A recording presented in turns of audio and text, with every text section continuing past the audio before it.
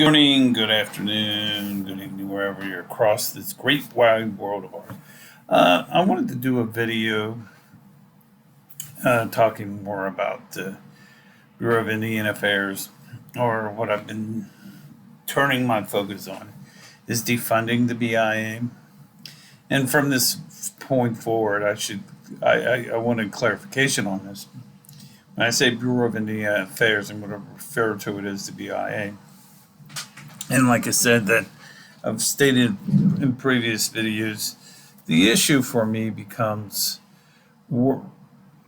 is the future of the BIA. And what I mean by future is I really don't think it needs to exist.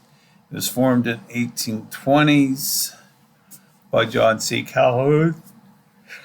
Excuse me. And I felt and believe with my research studying Native Americans that this really needs to be to a point where we need to move forward with a new brewer and then move the institution somewhere not necessarily in Washington, D.C. You know, at the time when this was founded in 1820, we weren't necessarily totally committed to the West Coast. Remember, California did not come into existence or state until 1850. Yet the administration of the BIA is located in Washington, D.C. And I've said this in contention before, that a lot of the tribes exist west of the Mississippi, majority of them, not necessarily. There's still tribes east of the Mississippi. But for the most part, a lot of this occurred, after 1820 with the Trail of Tears and a few other. Excuse me, this is the time that I yawn, but the point is that this issue needs to be addressed, and then we move the administration of the BIA into a different limelight or a different avenue after this period of time. Because really what is occurring is we're going by, even though I'm sure there are things that have changed with the Bureau, it still has an issue of the same thing. I mean, I've talked about this before, that when we talk about things like the Cleveland Indians, they changed their names to the Cleveland Guardians. We had the Washington Redskins, another one. They changed their name. So the connotation that we're using the BIA or Bureau of Indian Affairs really is a connotation that is, as far as I'm concerned, endorses the historical drama that occurred, the displacement of Native American tribes, the elimination of almost the total elimination of the American bison because of the food source, and the issue of what I call dehumanization of the Native American or the Indigenous people. And we've noticed this lately, or not, and if you've been following politics, is that lately the rhetoric or the issues become a lot of hate out there right now, and the use of dehumanizing an individual, not on both sides of the aisle, not just on the Democrat side, but also the Republican side as well. And there's a lot of hate out there right now. And the point is that as a United States, we're at that point where we need to start getting rid of the hate and start coming up with solutions to better people's lives. Not only African Americans, also Native Americans, the poor whites that are in the Appalachian Mountains, etc., the Rust Belt, where a lot of people, they have issues of high drug use, high unemployment, low education. So these are issues that need to be addressed. And honestly, the issue that I see about this is I think a first step would be to defund the BIA, create a new agency, and to move the agency forward. Now the issue that I've been always talking about is we have 12 departments of, or 12 regional offices of the Bureau, plus a headquarters, which, in my opinion, is over emphasis or wasting a lot of taxpayer money. And the issue for me becomes, how do we create or streamline the Bureau? Because really, in essence, what the issue becomes is we need to empower more people.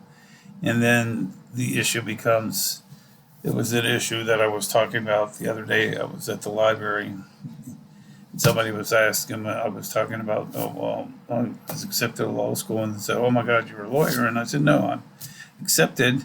But the issue that came out of that was that, the issue and the area that I was at is low income, is that we should educate.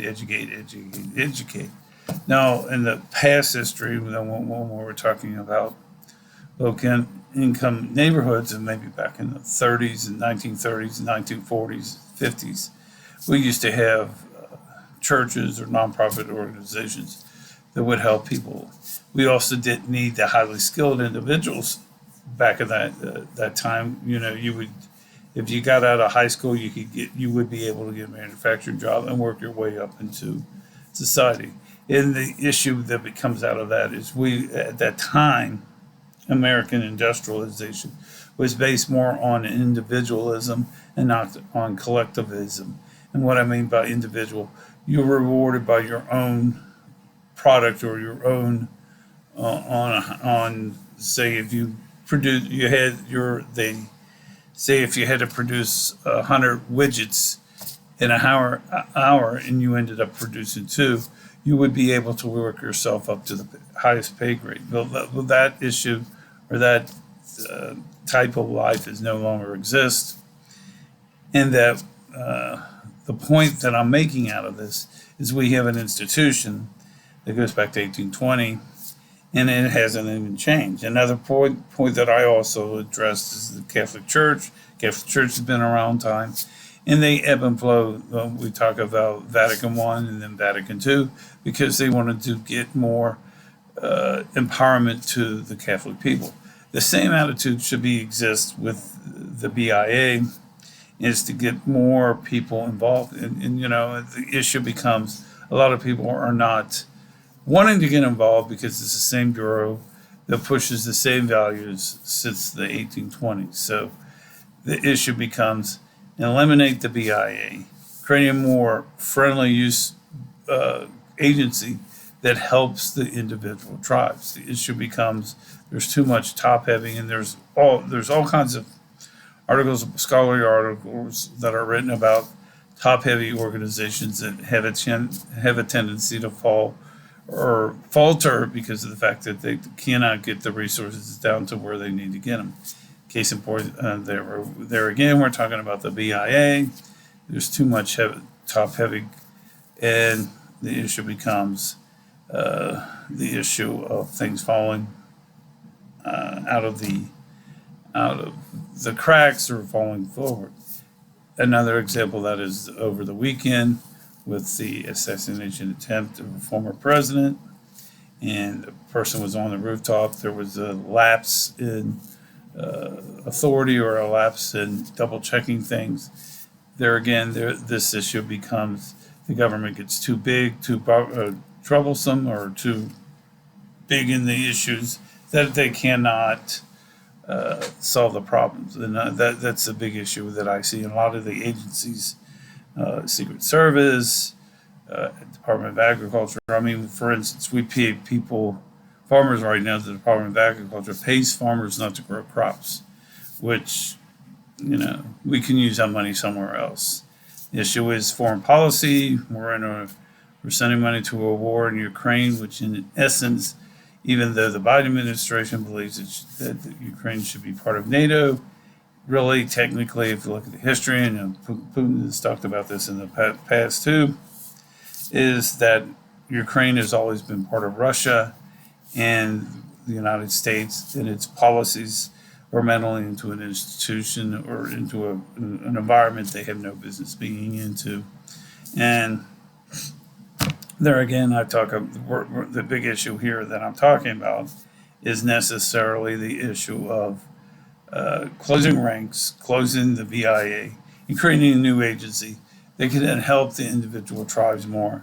Because, like I said, you call out to one of the regional offices and they will tell you that you need to get a hold of that tribe. If you got a question about a tribe, they will say, call that tribe and then you can ask them about it. So really, the tribal leaders of a reservation have the impact or have the pulse of the reservation more than does the Bureau of Indian Affairs. So there again, I am a big component. There should be just 4 offices, an east component, a central component, one that splits halfway between west of the Mississippi. That follows a lateral about the third parallel, which would be third parallel up, and then third parallel down, which would give you 4 regional offices. There again, you save a lot of money, and then you would move the headquarters west of the Mississippi or somewhere around St. Louis,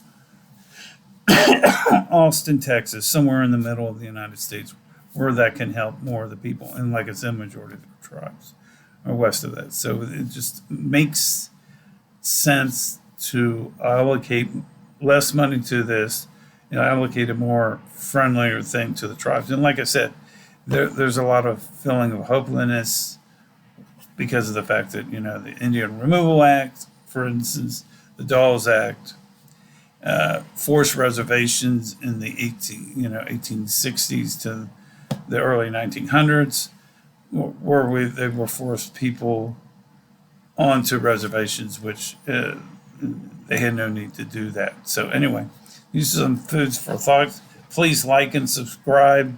See that right down there? See the button down there? Like and subscribe to my channel.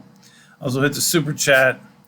That also helps my audience or gets my numbers up. My goal eventually is to get this message out more. This is a great time to get this out because it's a political year, and this is a good time to get this out. Anyway, please like and subscribe down there in the bottom. Please hit the like button, hit the thumbs up button, and hope to talk to you sometime, probably towards the end of the week. Anyway, folks, thanks a lot, and please like and subscribe. Have a great day. Bye.